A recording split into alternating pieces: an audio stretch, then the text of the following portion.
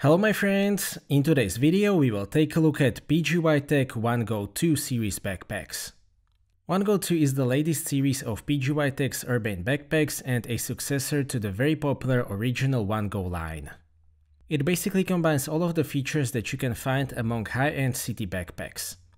Top access, side access, full opening on the backside, advanced ergonomy, smart features, and so on. In this video we will take a look at 20L and 25L version in pine green and space black colors. I will explain how I've been using them for the past 3 months and what kind of setups are they suitable for. Before we get started, I do have a pretty major disclaimer.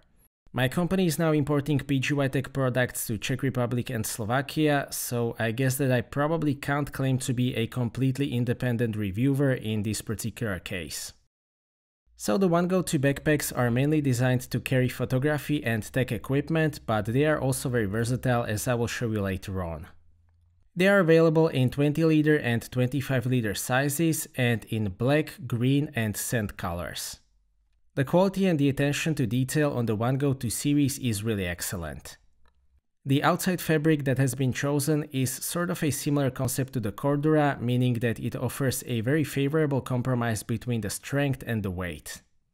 The 20L version weighs just 1.28 kilograms, the 25L 1.55 kilograms, which is very light for a fully padded and fully featured backpacks. There are many details on the backpacks, such as the brown accents or the stitching on the backside, where we can see great attention to detail. All of the outside YKK zippers are water resistant, so the backpack will be fine even in the rain. The biggest highlight of the OneGo 2 series for me personally is the access, so let's take a look at that.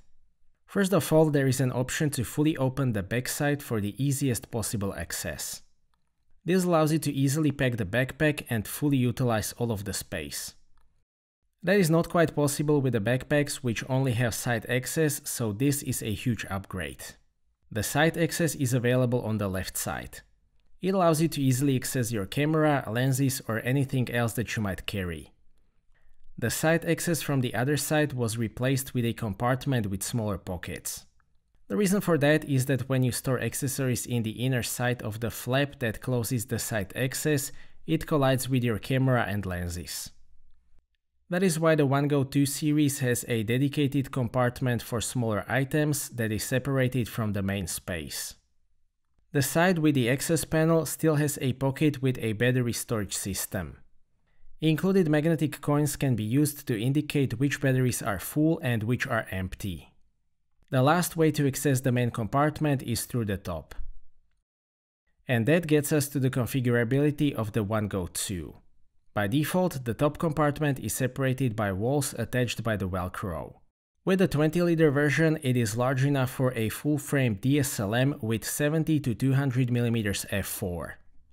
The 25L version can accommodate a full-frame DSLM with a larger 70 to 200mm f2.8 for example. The top compartment is closed with a magnetic latch that can be easily opened by pushing the button upwards. As expected, there are side pockets at both sides and those can be used for compact tripods or a water bottle. Both of them have integrated straps for securing larger items, most likely tripods, with a corresponding loop to attach them. There are 4 more loops on the bottom side that can be used for external carry of a tripod or possibly even some camping equipment for example. Another very significant point is the ergonomy. There are these pressure points on the backside which help distribute the pressure whilst offering a bit of breathing space between the backpack and your back. Also, for some reason that I wasn't able to figure out yet, OneGo 2 always stays very high, close to the shoulders, which is the best option for ergonomy, especially for a backpack without a hip belt. If you do need a hip belt, you can get one separately and it can be attached using the loops. The overall ergonomy just works. The straps are well padded but still sufficiently firm to support the weight. The aluminum hardwares make the adjustments very easy, but at the same time the length of the straps will not change unintentionally. A very nice detail are the keepers that keep the excess piece of the strap organized. Another very nice detail are slots for a camera clip. With this solution, you don't have to fix the clip around the whole strap, which would sooner or later cause wear and damage. There is also a handle on the top of the backpack for easier handling and short distance transportation. The side handle is actually quite interesting. It is pretty slim, so it doesn't get in the way, and it is also designed to secure the backpack to the handle on your baggage for easier transportation around the airport. So how about the internal space? Let's start with the 20-liter version. In the main compartment, you can store one camera with a lens attached, and I would say 4 to 6 smaller prime lenses. I was also able to store Lumix 70 to 200mm f4 in the main compartment, and that is a pretty chunky lens. You will get plenty of dividers and everything is configurable, so you can adjust it to your specific loadout. The cover of the top compartment can be removed if you want to, so it is possible to access it through the main opening. You will also get 2 dividers for the top compartment, which makes it very usable for photography equipment. That means that you can have quick access to 2 cameras with pretty big lenses, which is pretty great for a backpack of this size. Regarding the notebook and tablet compartment, it can store 16-inch MacBook Pro and 12.9-inch iPad Pro. The 25-liter version can easily accommodate a full-frame camera with a 24 to 70mm lens attached and 5 to 7 prime lenses in the main compartment. You can also store lenses up to about 24 cm long in the main compartment. You can definitely store a full-frame camera with 70 to 200mm f2.8 in the top compartment, or even with some mid-size telephoto prime.